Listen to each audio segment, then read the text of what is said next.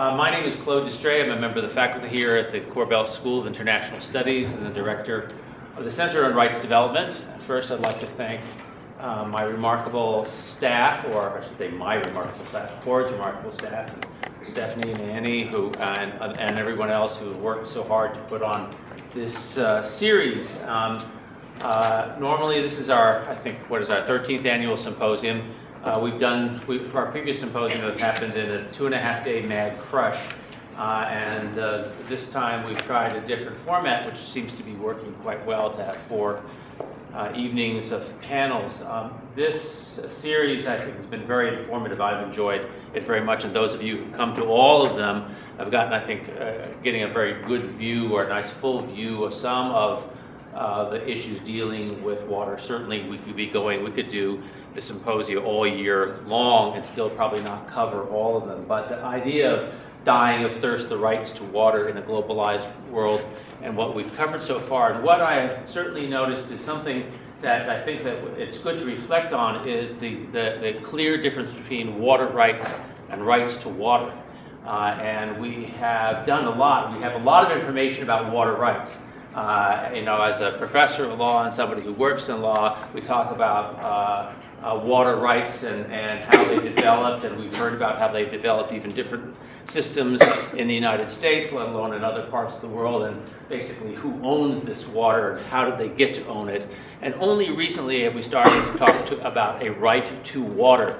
And quite frankly, some of the panels before have tried to clarify that it's pretty an ambiguous right. I mean, it's alluded to, right, in human rights documents and instruments, but there's not very much clarity to it, and we really don't know what we mean by that at this point. And I think we clearly need to have more and more of that. And this last panel, titled Rivers of Conflict, I think is also an important one, because I said this before on the gatherings. I remember my father even talking to me as a kid, saying, just wait. He was a pretty good sage. He predicted all the battles that would then start taking place over issues of oil. But he said, the battle over water will make, in the future, will make the battles over oil look minor in comparison. And he said, watch the Tigris Euphrates, watch the Danube, watch some of these rivers as people start to conflict. I've been watching a conflict that fortunately has been played out in the ICJ, the International Court of Justice, on the Danube. But that's nice because it's been played out in court. But I'm not sure that in the future some of these battles will continue to be played out in courts of justice, but in fact they turn into ones of extreme violence. So this evening, what the format is going to be is I will introduce our moderator, Ronnie Kay. She will introduce the panelists. We'll have our panelists speak, and then we will seamlessly segue into our keynote speaker. So if at any time you need to use the restroom, I'd ask if you would sort of go through those double doors in the back and around the corner, and they're over there. That would be helpful. So let me begin by welcoming our panelist and specifically Ronnie Kay. Ronnie Kay Odell is a doctoral candidate here at the Joseph Korbel School of International Studies. She's on adjunct faculty both here at the University of Denver and at the Metropolitan State College of Denver, soon to be the Metropolitan State University of Denver. DU and Metro have been battling over this name thing for a while. And her dissertation asks the question of how and why international organizations create and implement governance policies in country projects and programs. She's worked with the American Red Cross as well as the Watsonville Law Center on development and outreach in the community. The bios are, of course, that you have available, so you can look through them. So without further ado, Ronnie Kay, if you take over from this one. Thank you very much. Thank you very much for that wonderful introduction to I think what is going to be a really interesting talk from our panelists. So without further ado, I will get to my job and introduce them. Jonathan Moyer is going to be our first speaker. He's a doctoral candidate here at the Joseph Korbel School of International Studies. And he's also a team member at the Pardee Center for International Futures, and he's on my far left here. His work is in the future of international conflict, and specifically finding out what are the pressures on international conflict, including global power transition, climate change, demographic shifts, state failure, and peak oil. And he's also created something called Buzz Churn, which is a really interesting database. Our second speaker will be Mark Wilga on my right. And Mark Wilga is the director of the Nomogaya Project, which is a think tank that is concerned with corporate impacts on human rights. And he brings expertise in human rights law, including environmental, social, health, and natural resource issues. And tonight he's going to be talking about a water project in Jordan that he and the Nomogaya Project worked on. And our third speaker to my direct left is Hussein Amory. And Hussein is an associate professor at the Colorado School of Mines in Golden. He has written about water management and politics in the Middle East and in Lebanon, and he's also published a book entitled Water in the Middle East, a Geography of Peace. And he will be talking about that and, among other things, other water projects in the Middle East. So, without further ado, I'd like to thank our speakers, and I will give each speaker 20 minutes, and I will remind them at about 1 minute that they have 1 minute left, so just to let you know how that's going to go. And at the end of the 60 minutes, we will open it up to question and answer, and then, as Claude mentioned, turn it over to our last set of speakers. And so let's go ahead and start with Jonathan. Okay, thank you very much. Thanks for having me. I appreciate the invitation, and the Party Center is happy to be represented here at this panel. I'm going to be talking about a potential driver of international conflict over the next 4 decades, and that's availability of freshwater resources.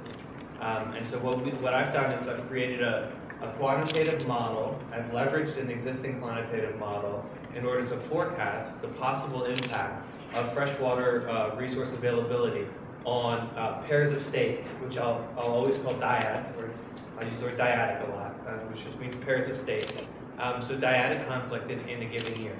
Okay? So what I'm going to do in this very brief presentation is kind of give an overview of what our model produces in terms of thinking about freshwater resource availability across time, thinking about how we can model this, and then I'll show some results from specifically thinking about freshwater resource availability, but then also embedding this within a broader model of international relations. Okay? So lots of stuff. Let's see. I'm sure. Is that it to the right? This guy. Yeah. Got it. I'm a very simple person. Okay, so here. This is our base case forecast. I'll show you a result first, and then I'll talk a bit about our broader model. Our base case forecast is a forecast that includes a dynamic calculation of impacts from within and across a wide range of global systems. I'll be much more specific than that in my next slide. But our base case, this is our base case forecast for country-level freshwater resource use as a percent of renewable resource availability. And that's measured as water coming into a country as opposed to the stock of water reserves in aquifers. There's no data on that at a macro level that we have access to. But what this argues is that that red square dotted line across the top is Northern African freshwater resource use as a percent of water coming in and out. It's about 120% of use today, and we expect that to increase substantially over the next number of decades. It's already a very unsustainable situation. You're drawing down ground aquifers in order to consume water. Either that or you're importing water, as some countries do, or desalinating water. So Northern Africa is clearly the place where there's the greatest pressure from freshwater resource use in our model. The next two lines, which are hard to distinguish, are it's a yellow circle, or is it? I think it's a circle. It's South Central Asia, and it's blue, which is West Asia. Excuse me.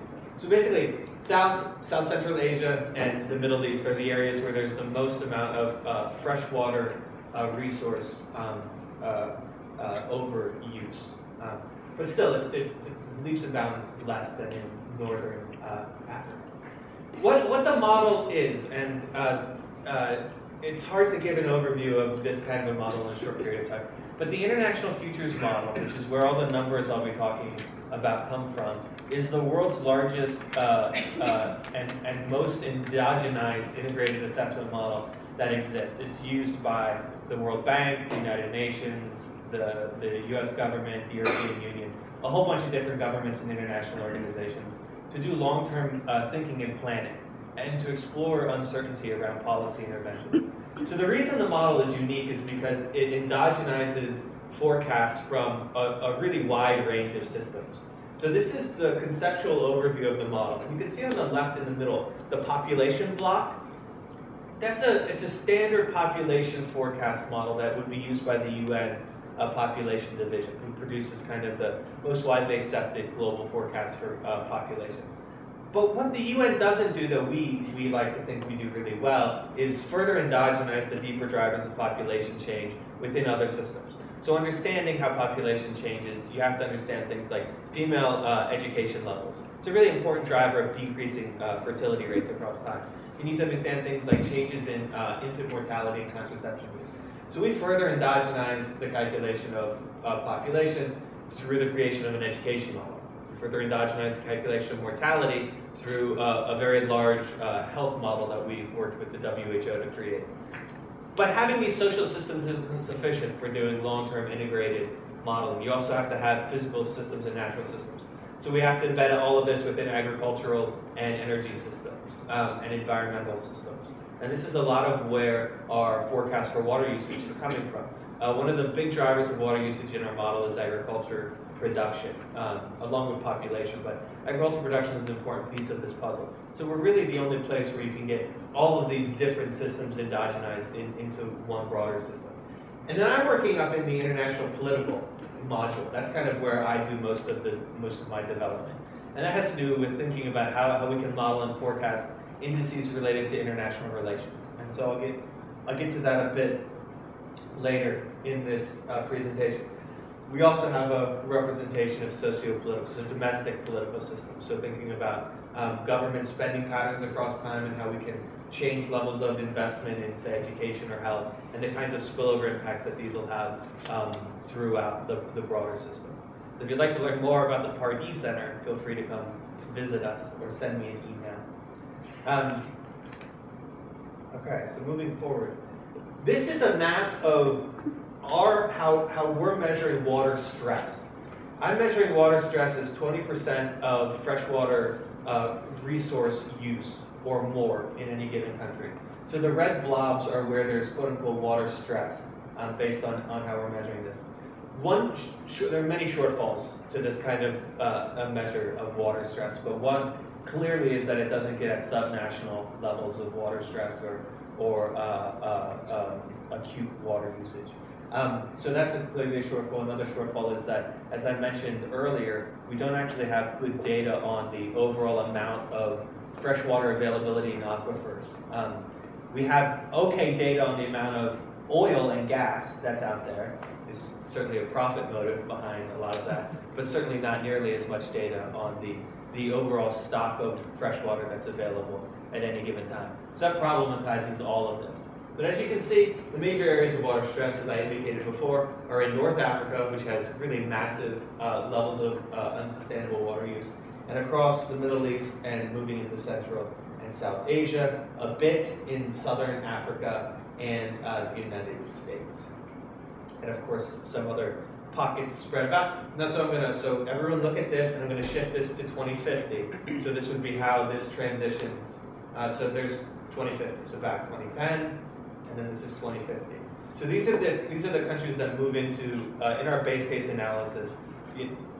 The assumptions of which are myriad, and I could get into them, but I'm not going to bore us or get into that at this point. Our base case assumptions show that water stress really expands as a global issue across time, and so this is This is one pressure that we're concerned about building up in the international system and eventually impacting relations between states. So what I did with this information is I created a measure of dyadic threat based on the water stress between two pairs of states that share a river basin. So two states share a river basin, and they have a water stress number that's above 20% use of the freshwater resources. Then I started scoring them as having pressure related to freshwater availability. This is, of course, an imperfect measure, but at a macro level, it is trying to get at something. And then the clear added value is it's forecast across a long time horizon. So if I took the average scores for all states that we represent 183 states in the international system. If I took the average score for each state and explored which state's average score deteriorated the most over the next 4 decades, these were the states in descending order from most deterioration to least. So more negative numbers indicate a more deteriorated relationship with neighbors where there's a shared river basin. The countries on this list are not countries that are currently immune to violence and that are currently not experiencing unstable relationships. Clearly, Afghanistan has had its lot of, we can call it bad luck or we can call it something else. And the added pressure from renewable water resource use will only likely exacerbate such issues and the countries down this list as well. So this is the beginning of this. It's trying to evaluate, which countries are likely to experience the most deteriorated relationships related to freshwater usage. But that's not where I was interested in stopping. Water use is not a field within international relations. International relations is where I call home. Instead, there are some kind of main standard bearer approaches to doing IR. Certainly, realism and liberalism are two approaches to doing international relations that are widely known. Realism emphasizes the importance of anarchy, leading to privileging relative material gains across countries. Liberalism emphasizes the importance of interdependencies, being able to mitigate some of the negative consequences of anarchies through things like trade, membership in international political systems, and kind of a normative drive from democracy. And then, so I operationalize those two because I'm interested in thinking about how the characteristic that defines a pair of states' behavior across time is changing. So if there's increasing realist pressure, so for example, the rise of China in the US, there would be increasing realist pressure within that dyad, but there's also the increasing ability for liberalism to mitigate that pressure by both countries continuing to embed in international systems and trade, and the possibility of China becoming more democratic, the possibility. So those are two kind of standard approaches to doing IR that I quantify. And then the third approach is an approach that tries to get at a more culturally derived component of state behavior. So it's not just liberalism, it's liberalism kind of plus. And whether or not it's actually getting at intersubjectively determined norms and values in culture, as per many authors that use a constructivist methodology, that's something I'm trying to wrestle with at the moment. But certainly, it does get at a culturally, it tries to get at a culturally kind of oriented understanding of how states behave.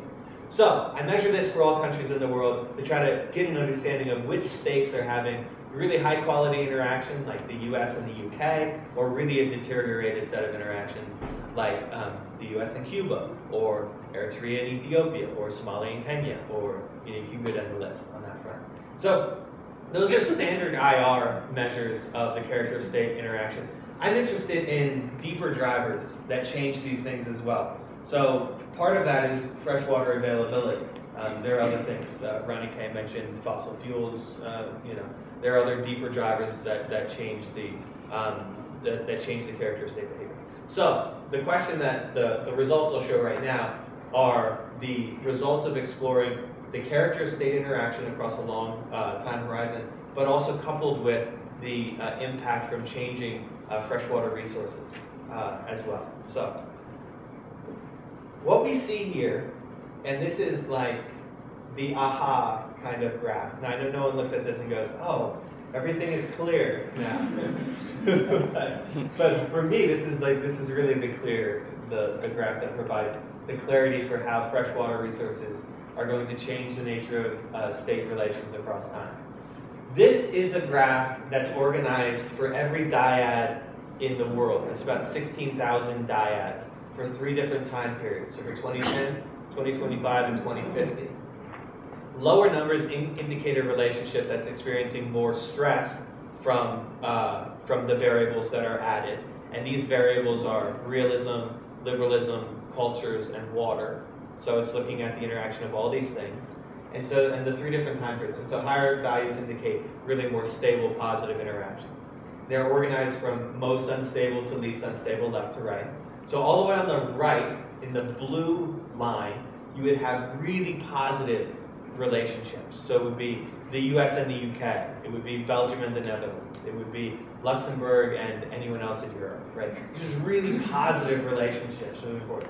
All the way on the left are relationships that experience a lot of stress and strain from the 4 kinds of things that I've added to the system. So water stress again, realist pressure from material power, interdependencies, and cultures, okay? So I'll show you the specific countries that experience the highest level of stress in the next slide. The important thing here, though, is this is kind of explaining how water is going to impact international relations over a really long time horizon. When you move from the blue line to the green line, in that big fat middle piece, that's the vast majority of pairs of countries in the international system. This is arguing that water stress, realist pressure, and interdependencies are improving the vast majority of state relations across time, right? It's not having a really large impact on the lion's share of relationships. That's one important takeaway. The other important takeaway, though, and actually not only is it not having a negative impact, these things are actually improving across time for the majority. However, when you get to the left side of the graph, you can see some relationships that are incredibly deteriorated relative to the other relationship. The numbers are standard deviations. We're talking 25 standard deviations poor relative to the average in terms of this measure. So that's one takeaway, that water resources have an incredibly negative impact on a certain number of relationships. But the second takeaway, and this is more important, is that the green line is kind of on top of the blue and the red line. So it's not that these relationships, that the impact from water is being mitigated by increases in liberalism in the international system. The impact from freshwater resource scarcity is actually having a greater negative impact on certain relationships than the possible mitigating impact of increasing interdependence. So the takeaway, again, water is not going to have a negative impact on almost everyone, but it will have a very negative impact on certain pairs of states that we should be aware of in thinking about long-term time horizons. So here are the dyads that experience the lowest integrated scores for 2 time periods, 2025 and 2050. And some of these are more worrisome than others. Some have more of a history of conflict than others, and some should be on our policy-oriented horizon. So certainly the key takeaways I would highlight from this are the increasing importance of water scarcity, low levels of democracy, and changes in relative power in Central Asia. This is one piece of the puzzle that you do see mentioned in places, but this is something that will increasingly become important if our forecasts are legitimate and reasonable. Certainly you see pressure arising and continuing in the Middle East from some of these stressors, but the main takeaway I would point to is the shifting importance of Central Asia in this equation. But I'll leave it at that, and I will spare Ronnie K the necessity to Yes, flag indeed. me. I didn't even have to warn you. Yes, well. Great, thank you. Well, I couldn't help but notice that Jordan was represented both on your maps and on this particular dyadic scores, and that's what Mark Wilga, our next speaker, is going to talk about. So I'll hand it over to you. Thank you very much. I noticed that too. I'm Mark Wilga, and I'm here as part of the Nomagea Human Rights Initiative. We are a think tank that work on corporate interactions with human rights. And the specific thing I'd like to do today is give you a case study. So we're going to go from the broad overview that we just had to a very specific instance of what it looks like on the ground, close up, when you see what is turning into a knockdown, drag-out fight over water.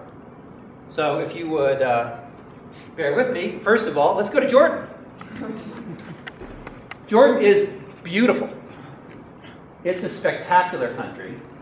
Much of it is desert. I think about 94% of the country gets under 200 millimeters of rain. Okay. It's this one. Yeah, it's right. Okay. And is it to the back? And Okay. There we go.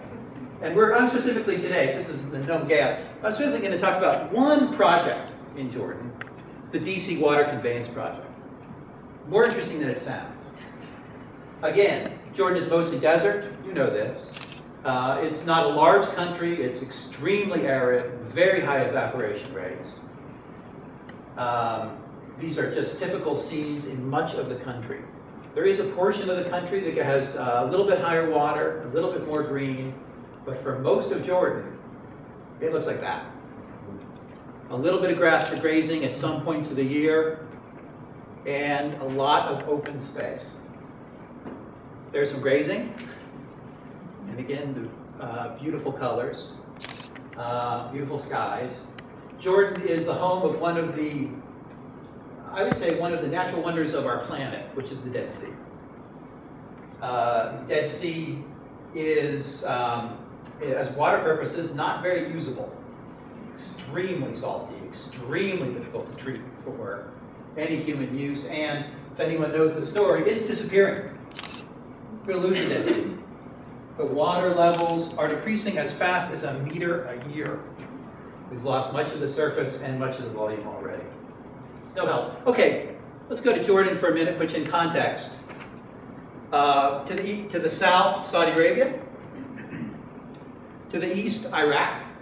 In fact, a number of refugees, quite a few refugees from Iraq over the last decade. To the north, Syria, which was one of the dyads. We just saw the Jordan-Syria dyad, and that's because of the Yarmouk River, in part, which Syria and Jordan get to struggle over. And of course, then to the west, you have Israel and the West Bank. In terms of the wet part of the country, the greenish portion in the north is generally considered the agricultural zone. And the Great Rift Valley, this is the edge of the Great Rift Valley where the Dead Sea is.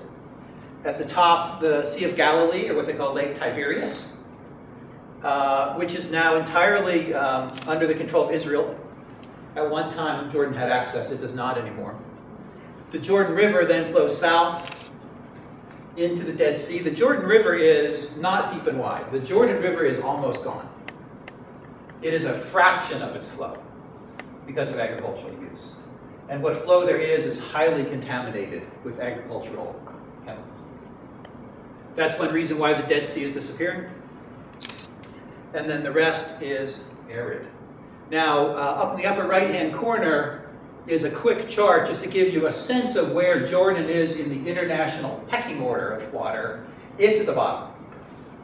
It may not be the worst country in the world in terms of water scarcity, but it's close to it. Population of a little over 6 million now in Jordan. Population growing very fast, just from internal growth and also from migration. So, and you could measure it many different ways. This is an available water standard in cubic meters, roughly 1% of the United States. A half of Israel. A fifth of Egypt. So Jordan is water stressed. and I'll drink a water. The fight in Jordan is between the urban area, which is 78% of the population. 78% is in urban area. Most of it in the capital of Amman. Almost half the country lives there. A very fast-growing city. Not a lot of green in Amman. It's a little bit high, it's a little bit cool. People like to come to Amman in the Middle East. Great culturally, great in a lot of ways. But I don't know if you can tell, it's not the antennas we're looking at, it's the water tanks. Every building has water tanks. And that's because there is a municipal water system, Niakuna is the name of the entity that operates it. And it runs at most once a week, sometimes an hour a week. And that's your water. Water quality is extremely poor. No one would willingly drink it. Some people would not use it for cooking. Some people wouldn't use it to wash their clothes or themselves. Just their cars, nothing else. There's a fight about whether the water quality happens after the water is delivered to the houses. Because you can imagine these tanks sit there, get 1 person of water a week, and then just collect dust. Or whether it's the water utility itself. There's a tremendous lack of transparency about water quality in Jordan. This demand of Amman is huge. I'm going to make a very complex diagram. Here's Amman. The water from Amman comes from aquifers. Oh, that's aquifers. The almost 90% of the water that supplies the city is groundwater. And the groundwater is being depleted. The estimates right now are close to twice the sustainable rate. So this is water mining going on at a massive scale. Hundreds of millions of cubic meters a year. The groundwater situation is dire. And in part it's dire because the agriculture in the region is also dependent on groundwater.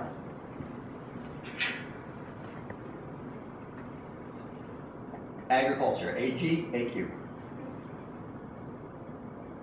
So the aquifers are supplying both the agriculture and the urban needs, and they're both growing. This is an example of what the agriculture looks like. If you could see, it's irrigated, groundwater irrigated fields, large industrial agriculture, not small farms. Large industrial agriculture, much of it, this is next to the Dead Sea, that's eggplants. Much of the agriculture, and this is agriculture region in the Jordan Valley, as you can see, large agriculture almost entirely dependent on the aquifers. Remarkably, much of that agriculture is owned by big business in Jordanian terms, culturally powerful in the tribal system, which is important in the country, and politically powerful. In fact, the picture that we saw at the beginning of this, of the house with the garden, that's next to a highway. Everybody can see it, it's a major highway. It's almost certainly an illegal well. But the person who owns the house is clearly powerful. You see that all the time. This is an example of some of the produce produced in Jordan. Not all of this was produced in Jordan, but some was. For example, the bananas. Jordan produces bananas with the water, and some of the bananas are exported to Europe. So in terms of virtual water, they are shipping tankers full every day of their precious water to Europe from home. Okay, that's background. What I want to talk about is one specific project, and it starts with a large aquifer underneath the desert. You can see it, it's across the border between Jordan and Saudi Arabia, called the DC aquifer. It is generally considered a fossil aquifer. recharges very slowly. It is also a transboundary aquifer. There is no treaty or agreement that's been made public, at least, of how Saudi Arabia and Jordan are going to share that water. So you have an ultimate pumping war. This is the border, the yellow line. This is just from Google Earth. Jordan on that side, Saudi Arabia on this side, desert everywhere, and every one of those green dots is a giant center pivot irrigation system pumping an enormous amount of water from the aquifer and spraying it into the desert air for business. This is what the DC aquifer looks like on the surface in the Jordan side. Then you turn around and look down the valley the other way, and you see grain. It's like Kansas. Again, giant center pivot water systems topping the aquifer. Here is what the DC conveyance is. It's a plan, and bear with me because this map is, the south goes up, is up. So that's the southern part of Jordan up there. There's the Jordan Valley. The plan is to drill in the DC aquifer, 46 wells, pump water in a 325 kilometer long pipe that children could play in, very big pipe, uphill to Amman to supply the needs of Amman. There's not enough water in Amman. So what DC is going to do is supply, right now the estimate is 110 million cubic meters of water a year for some unknown amount of time.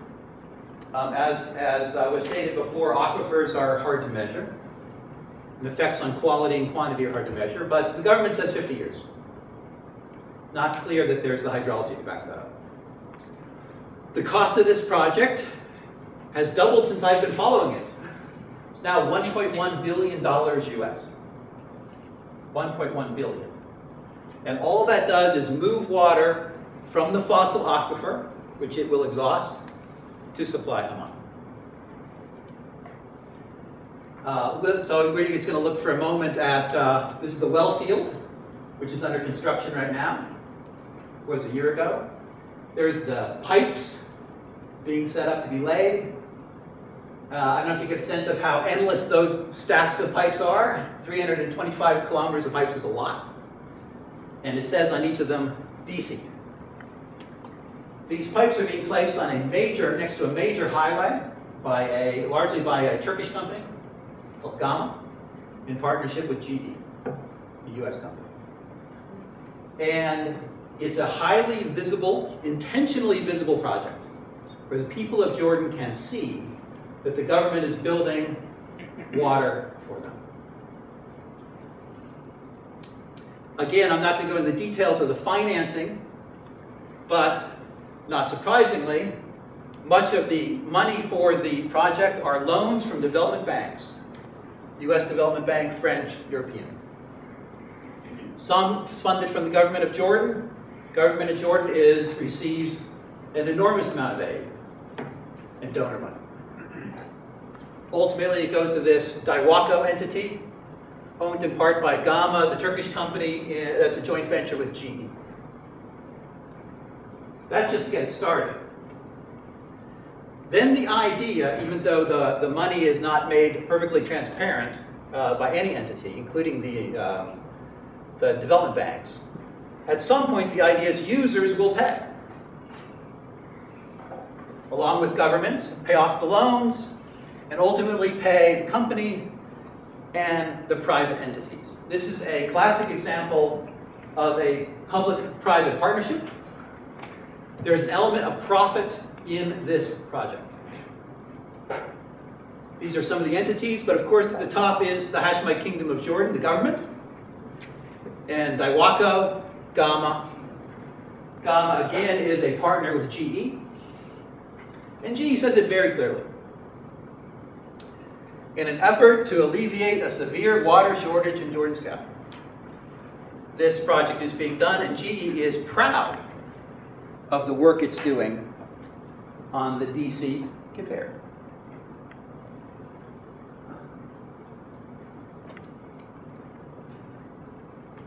I've just given you background. The team that I was with investigating this project went to Miyahuna, the water company in Amman, to find out how they're going to get ready for this massive increase in supply for their users. And particularly we're interested in how it affected the right to water. Miyahuna representatives told us very clearly there wasn't going to be much of an increase in water supply. There wasn't going to be a big influx of water, which we just didn't get. This whole project, this whole $1 billion and decade of work, was to give more water to Amman.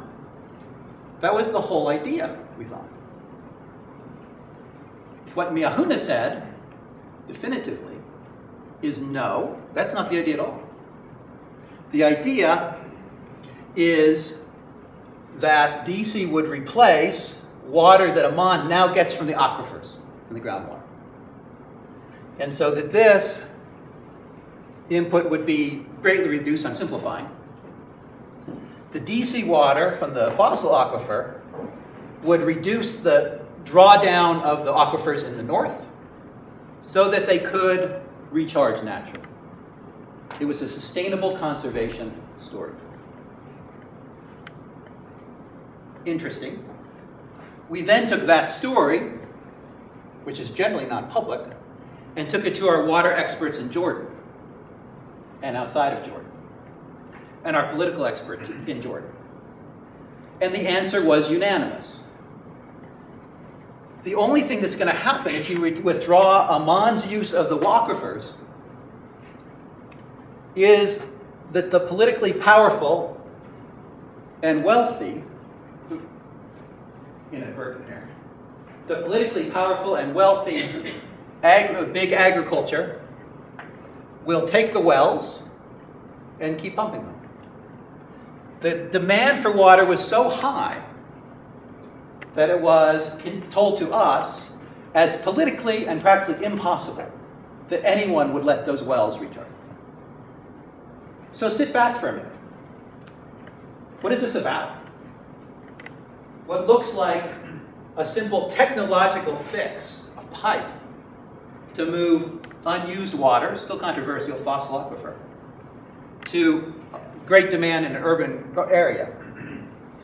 The effect of DC is simply to allow agricultural concerns, politically connected, to obtain more water. It ends up being a subsidy for wasteful agriculture. Jordan's a difficult country. It's in a difficult region. But in terms of this story, this is about conflict. This is about direct conflict between the urban dwellers in Amman, the agricultural interests, political tribes, at some point Jordan and Saudi Arabia. But I end on a final note, as a little bit of a segue maybe. When we spoke to normal Jordanians, not the experts, normal Jordanians, about water in Jordan, they all said the same thing as if someone had scripted it and they were reading it off a card. We used to have water, the world gave it to Israel. And that's where I land. Thank you. Thank you. Well, I don't think our next speaker is going to stray far around the world. I think we're going to stay in the same area of the world. And so Hussein Amory is going to tell us his story now. Okay.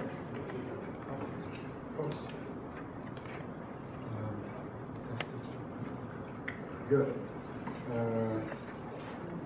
Good evening. Thank you for inviting us. Thank you for arranging this panel.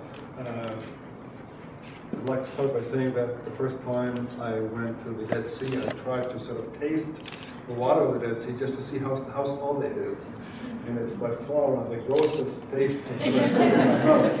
At first I wanted to sort of take a sip, and the driver, the Jordanian driver, was me sort of strongly encouraged me, discouraged me from doing that. He said, if you insist, you might want to sort of dip, your finger into the water and lick your finger, and which I did. And it's a lot more. I think there's a lot more than just salt in the water. Okay, I'm going to talk about water wars. Water wars, myth or reality. By way of introduction, I'd like to sort of give you a general overview of the water picture in the Arab world. The renewable water resources in the Arab world have been dwindling rather fast. About this time now, meaning 2012, of all the countries in the Arab world and the Middle East, meaning including Turkey and Iran, only Turkey and Lebanon have 1,000 cubic meters per person per year or higher, which is the threshold for having abundant, quote unquote, or sufficient water supply. In other words, all the Middle East and North African countries have, with the exception of Turkey and Lebanon, have water that is well into the water stress zone, meaning below 1,000 cubic meters per person per year.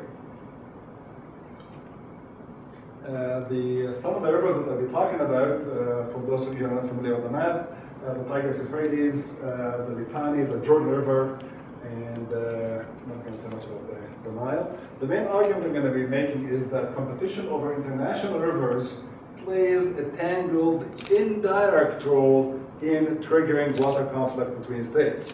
I know that this is not a standard, commonly accepted argument, so this is sort of a minority voice of sorts, but I obviously stand behind behind what I'm saying, and I'll try to convince you that there are some merits to my argument.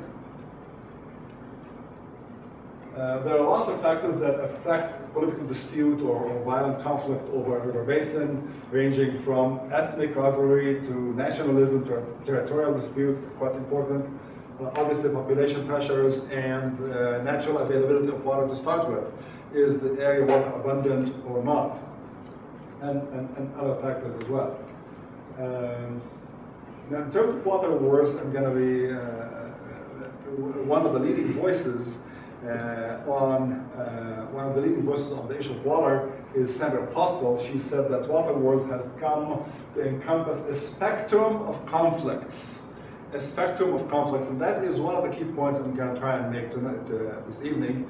That is, when we speak of water wars, it's somewhat of an emotional issue, and I wish there was some other phrase that we can use that will capture this idea, and then so we can move away from this, sensational notion.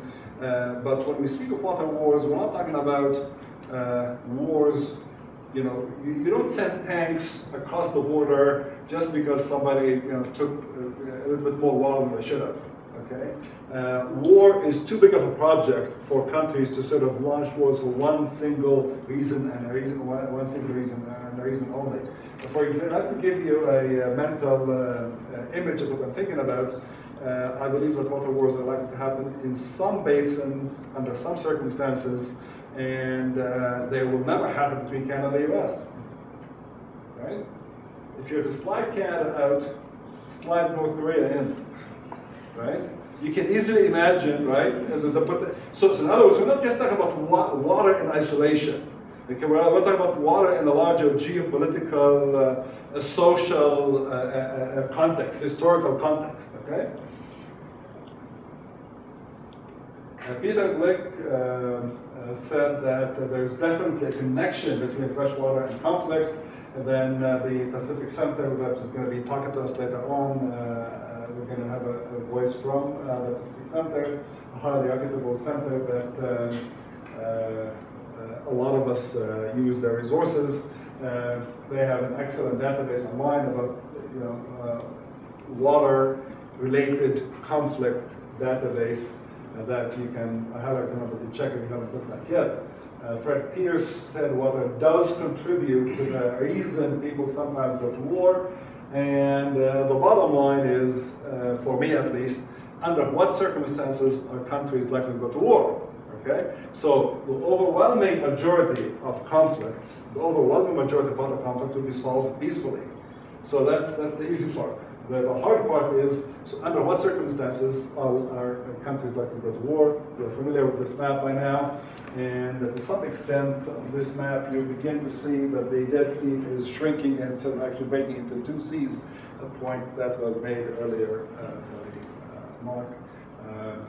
So if you have to look at the Jordan River Basin that's shared by a few countries, Lebanon, Syria, Israel, Jordan obviously, and the Palestinians, the Israelis and the Jordanians back in 1993, they struck a water sharing agreement, and they agreed to develop the water resources of the river. They also agreed to contain and prevent contamination of the river. They agreed to information sharing, extremely important because our first speaker made an excellent point, and that is one of the biggest problems in working in this field is the quality of data. The quality of data isn't always very good, but we do the best we can given the data we have. So they worked at the water cooperation agreement, but part of this agreement, well, this agreement has been working just fine. The problem with it is that it's an agreement with two countries in a river basin that is shared by a lot more than two, right? Syria is not part of it, Lebanon is not part of it, the Palestinians are not part of it, and therefore it's not, in the long term, it's not the way it stands, it's not a sustainable agreement.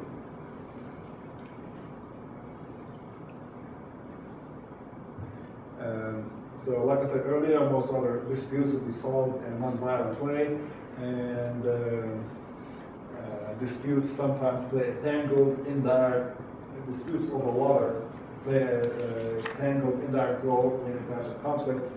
The Colorado School of Mines hosted just about a week ago General Anthony Zinni, the four-star retired general with the Marine Corps. He used to be in charge of Central Command, CENTCOM, for 4 years, and he talked about water politics in the Middle East. I sent the ad to EU. I don't know if it was circulated or not. I hope some of you had a chance to listen to him. One of the points he made, just because water wars have not happened in the past, it doesn't mean that they will not happen in the future. So these here are a list of triggers or drivers of water wars that I had compiled based on my research. Some of the stressors that would lead to potentially lead to water war is protracted scarcity. When you have long-term scarcity, it would lead water scarcity would lead to migration of people to marginal lands and the use of poor quality water, as well as to overpumping of shared aquifers. By the way, one of the main reasons, one of many reasons that explains the rise of the people of Syria against their dictator, Assad, is the fact that the country had experienced a drought that lasted for 4 years that had forced about 800,000 people off the land. The Food and Agriculture Organization had been feeding 200,000 Syrians. Remember, this has occurred in the Fertile Crescent. This is unprecedented in the Middle East for starvation or people to be on the edge of starvation in the Fertile Crescent. Water being vital to the economy. If there was severe water stress in the US or in Israel, countries that have an agricultural sector, obviously, but countries where the agricultural sector employs very, very few people and contributes very little to the economy, water stress in countries like that is not likely to trigger violent confrontation. It's not likely to lead to water wars. However, where water plays a key role in the economy, such as the economy of Yemen, such as the economy of Egypt or Syria, or to some extent in Iraq, then water scarcity is likely to play a direct role in the march towards water war. Transboundary water courses, there's a greater likelihood of international conflict if the source of the scarcity happens to be perceived at least to come from upstream. I'm thinking about Tigris and Euphrates in this case, for example.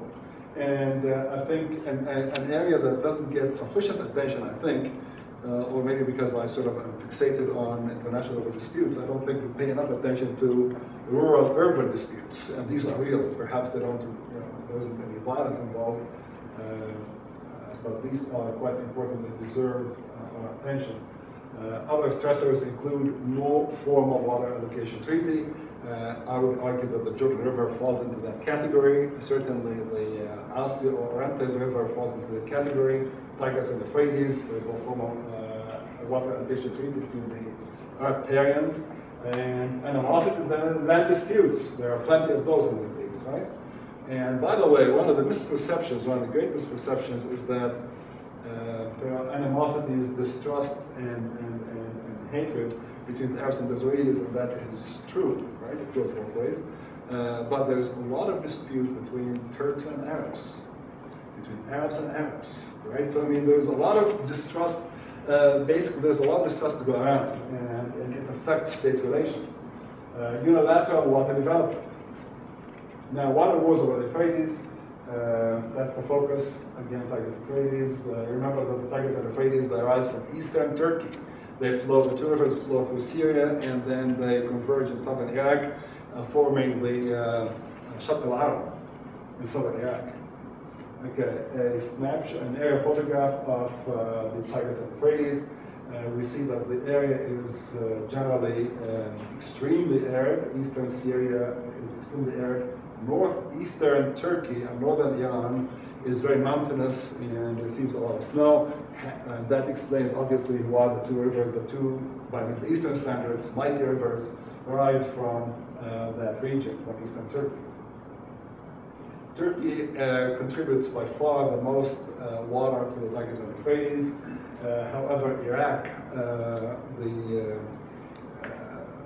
the territory where irrigated agriculture and sedentary settlement began, historically speaking, has by far the priority of use. So historically speaking, Iraq would have legally an upper hand in terms of priority of use, but in terms of contribution to the rivers, that would be Iraq.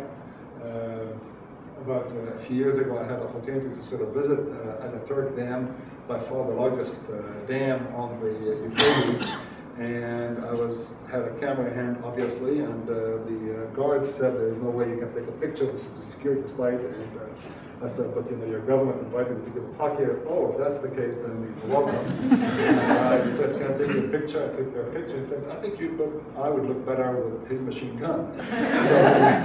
So this all happened within a span of about 3 minutes. This is how secure the Turk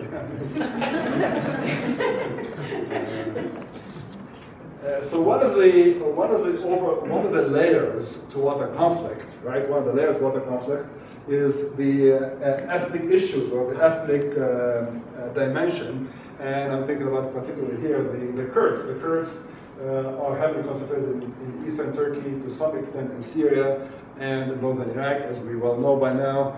The Kurds have some groups of Kurds, a certain percentage of Kurds would like outright independence. The vast majority would like a certain degree of autonomy. And for years and years during the 1980s and into the early 1990s, the Syrian government, Hafez al-Assad, the father of the current president, funded, trained, and armed a Kurdish rebellion group that gave the Turkish government quite a hard time. Thousands of people were killed, and I strongly argue that the Syria's motivation for funding the Kurds was nothing but Syria's way of pressuring Turkey to come to the negotiation table so to work out a water allocation agreement on the Euphrates. There is also, remember the table I came up with in terms of the triggers of water conflict, territorial dispute. This area here in northeastern Syria was given to Turkey by the French colonialists in the 1930s. And the map on the right is basically how Syria shows the boundary to look like. In other words, Syria does not recognize Turkey's ownership or occupation of this part of territory.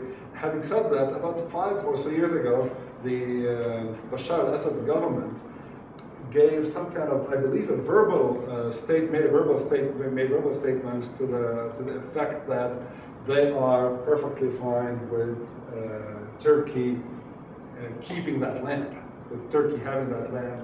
I'm not aware of any legal document that was exchanged between the two governments to that effect.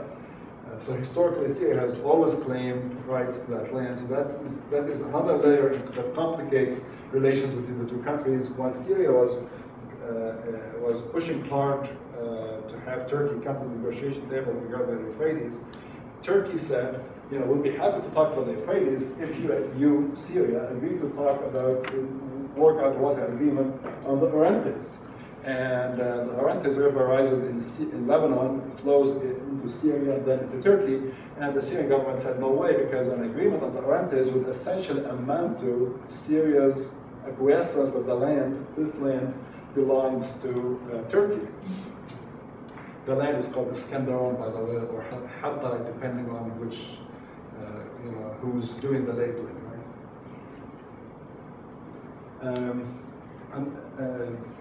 This is the Golan Heights on the, this area here is the Golan Heights. This is Israel, Lebanon, and Jordan. The Golan Heights have been occupied by Israel since 1967.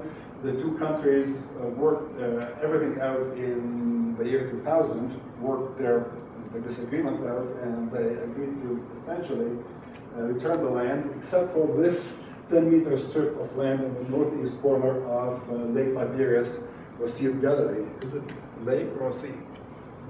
We leave that for another time. So in this case, the point I want to make here is that the two countries would not agree on that 10-meter strip, primarily for water reasons. So the continuation of the conflict between Syria and Israel is certainly related to this agreement over water use. And Lebanon in the year 2001,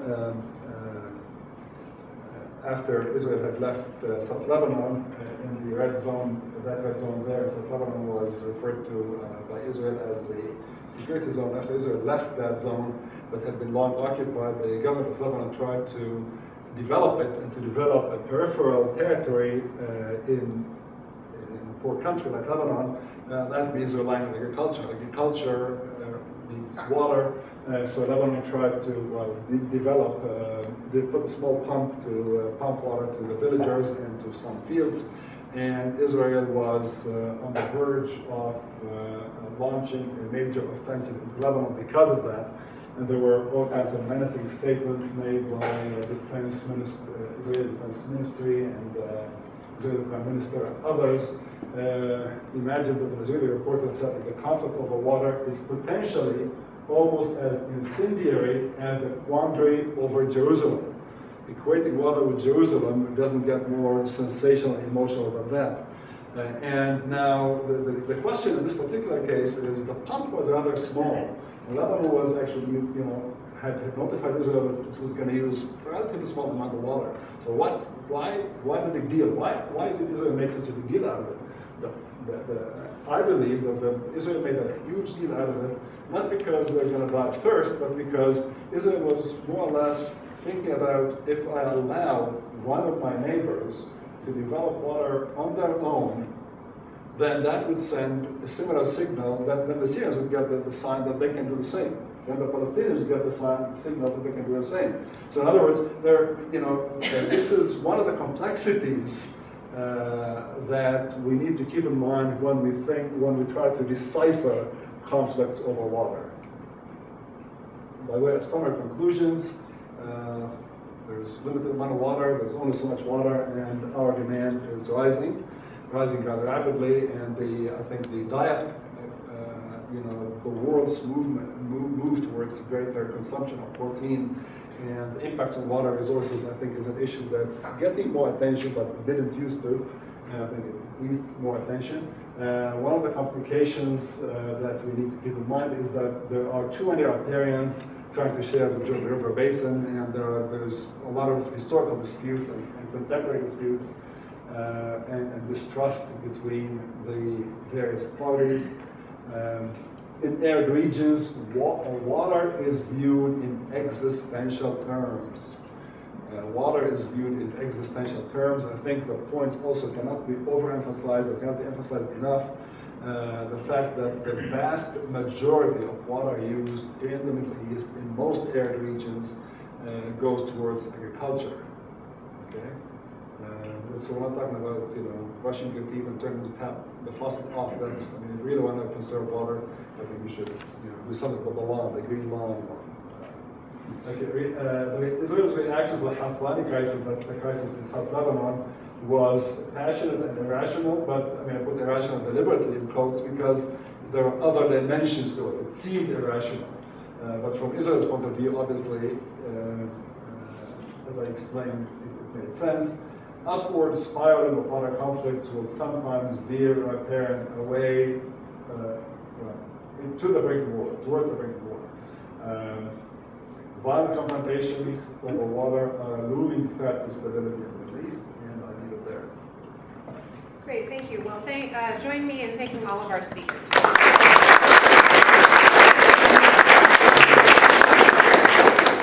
So certainly I think they all highlighted this issue of water as playing a kind of role, either direct or indirect, in the outbreak of conflicts between different groups, whether it's states or different kinds of groups that have particular interests, like agricultural interests. But I think that we noticed that they all highlighted that water conflict is not inevitable as well. So with that, let's open it up for questions to these three speakers. Sure, in the back. Yeah, I have a question for the panel and the audience, actually. How many have seen the movie Jean de Florette or Manon de Source? That's a couple. Wow, we're very interesting. Okay, that's it. Worth seeing. I had a question for the first speaker. At the end of your talk, you mentioned Central Asia and that being a very critical region and important. I was a Peace Corps volunteer in Turkmenistan, so it's something really important to me, and I know water shortages are a huge problem. So I wanted to kind of hear your thoughts on how things might play out in that region over the next 10, 20, 50 years. Do you want to do a bunch of questions, or do you want to do one at a time? Let's do one. Okay. Central Asia is really interesting for a whole bunch of reasons, obviously. But one thing I would point you to is the rise of Tajikistan in terms of major gas reserves, and that leading to kind of a shift in the balance of power in that region. In terms of Kazakhstan is typically the way we measure it, they have the most relative power at the moment, and Tajikistan we see is really coming online a bit more intensely, and so that coupled with changes in water resource availability, and those are some major things to be concerned about. But then the major uncertainty would be how liberalism in terms of kind of classical notions of it, interdependencies, how that's being shifted, what kinds of regional organizations are being developed that can help mitigate these kinds of issues. And so that's the kind of quick and dirty that I would put on the situation. Yeah. Yeah, I enjoyed all of your presentations.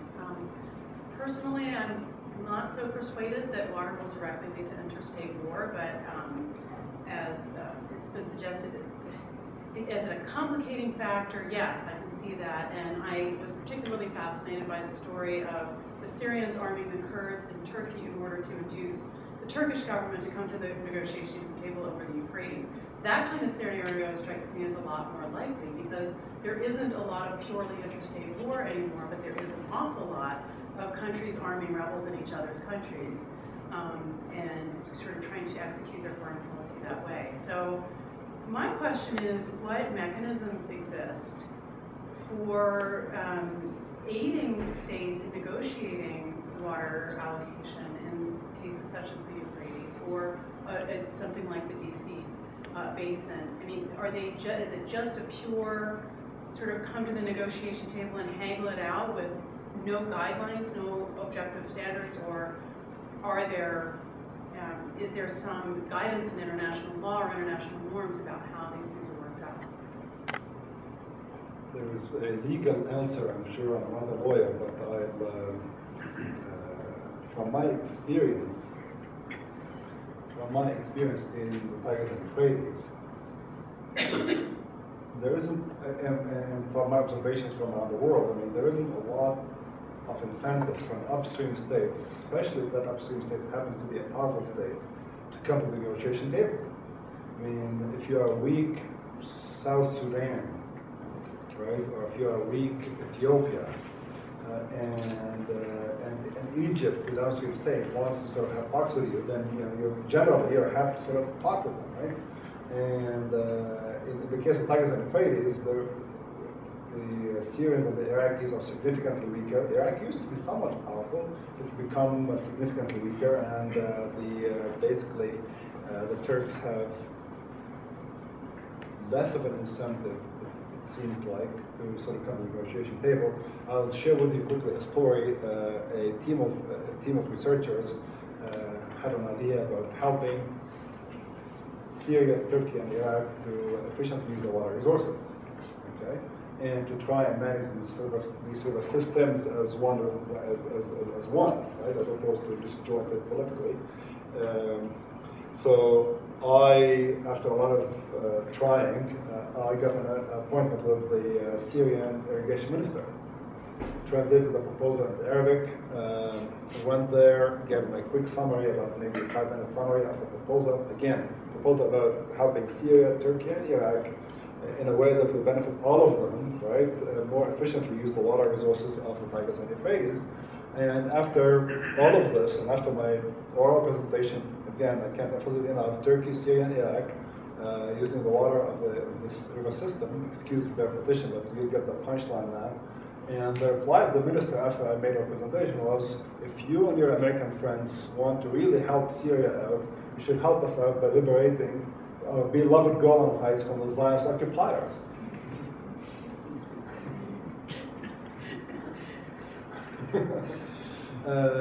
So to me, I mean, if you want to summarize a lot of the water problems around the world, maybe all of them, but most of them, water crisis is a crisis in management.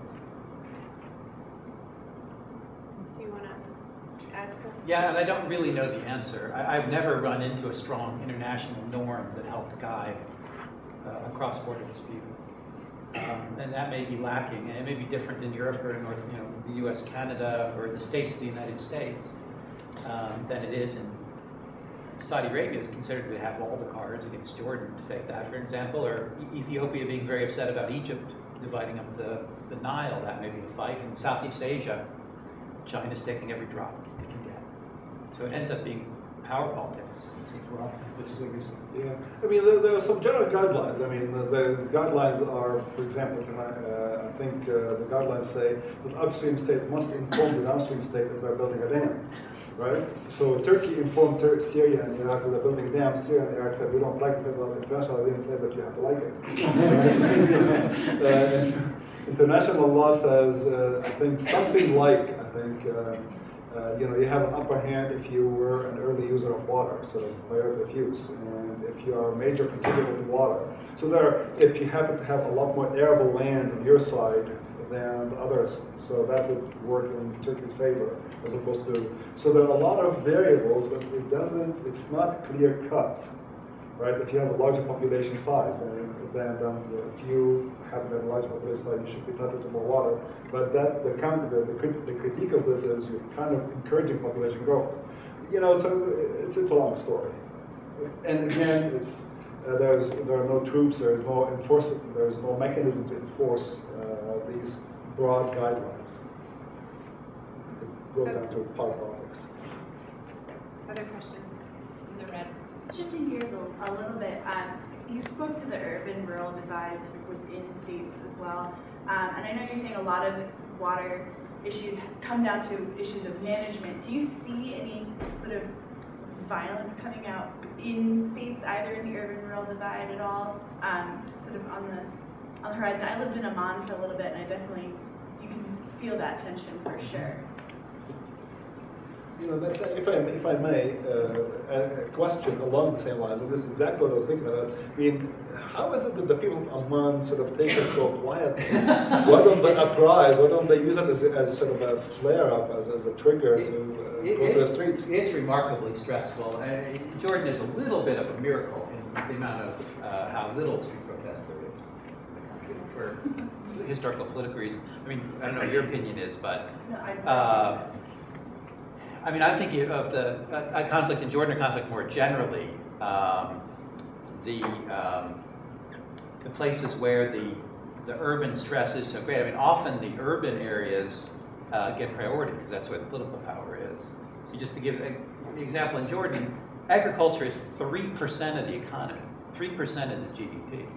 And they use 60 to 65% of the water extracted. So that's a divide right there.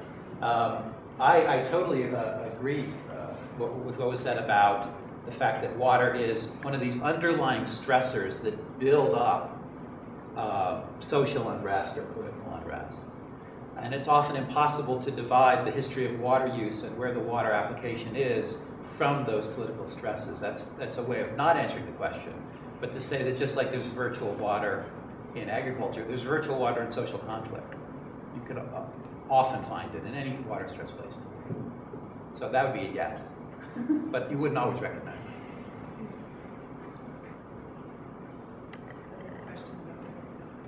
Going back to her question, we've talked about what can be done in the long run, for planning for all of these water issues, these tensions, so on and so forth, building up cross-boundary partnerships and so on and so forth.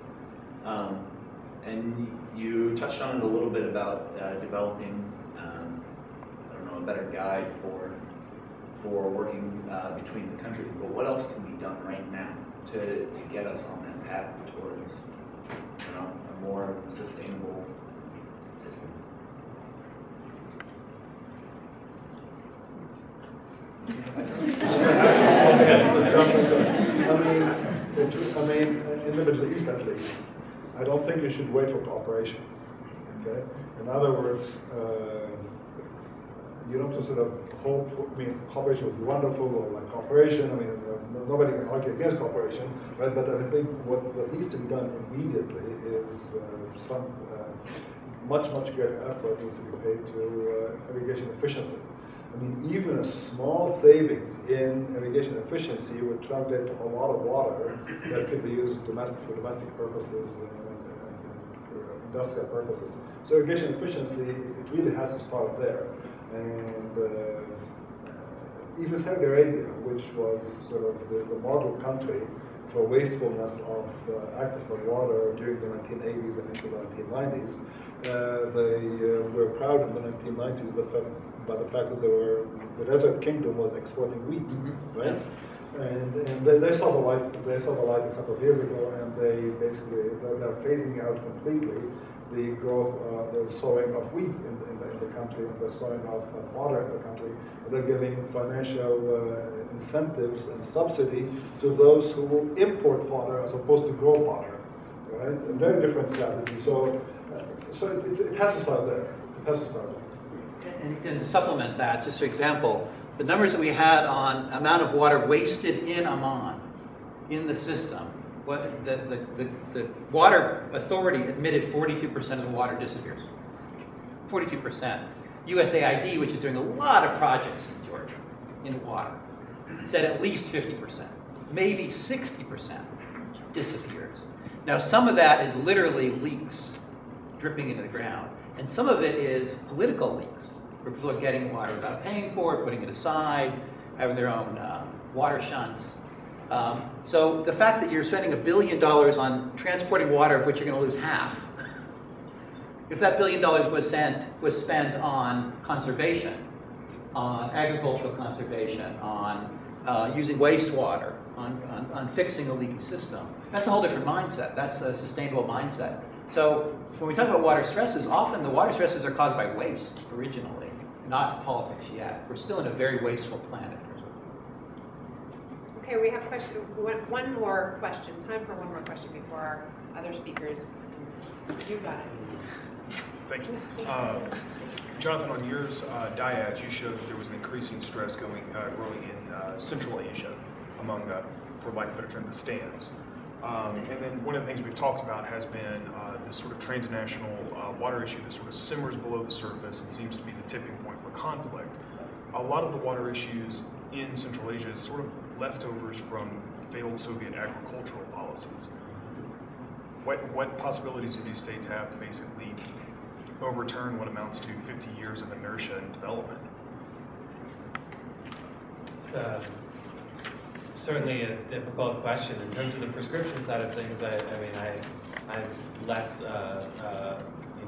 research interest or experience, but I mean, certainly trying to find these international organizations that are able to mitigate some of these collective action problems. And Southeast Asia, you mentioned it. We haven't talked about it very much because they don't really suffer from water shortages, but certainly there's a real model in place for talking about dealing with the rights to water. I mean, right now you have Laos, Cambodia, and Vietnam all working together with the U.S. government. I was actually giving a presentation this morning to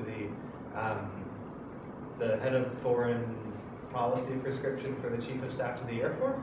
And he was talking to me about, because he's a former ambassador to Thailand, and he was talking about working on water rights issues around the Mekong. So I mean, forming effective international organizations, I think is really useful. And working on mitigating conflict, which isn't the same as the onset of war. Conflict is tension that can express itself in so many different ways that fall well short of the traditional threshold for interstate war.